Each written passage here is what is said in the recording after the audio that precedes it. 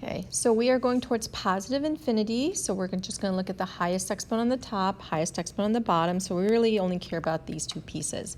And remember, we talked about before that the square root of x squared is really the absolute value of x. But because we are going towards positive infinity, remember the absolute value of x has these two scenarios.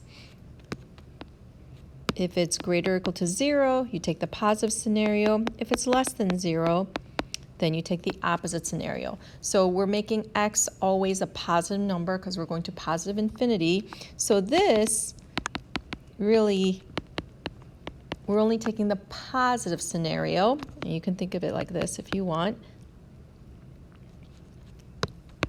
So that means this simplifies to just 1. So this limit is positive 1. If this question was asking to go to negative infinity, then this bottom part would become the opposite of x, and that limit would be negative 1. So in that same idea, when I ask for a horizontal asymptote, really what I'm asking to do is find the limit as we go towards positive infinity and as we go towards negative infinity, right? We want to know what happens to the graph as x gets really big and x gets really small. That's what a horizontal asymptote is, as you go to the right of the graph to the left of the graph. So this piece, that square root of x squared, becomes the absolute value of x, but we're really going to look at the positive scenario. So this is just 2. Here, when we go to negative infinity, that absolute value of x, we take the opposite scenario, so this is negative 2.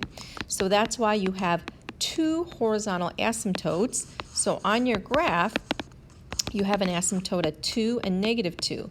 So the right side of the graph is approaching 2. The left side of the graph is negative 2.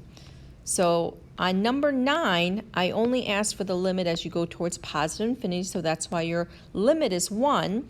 But then remember, when I ask for a horizontal asymptote, I want both of these, so that's why you have two horizontal asymptotes.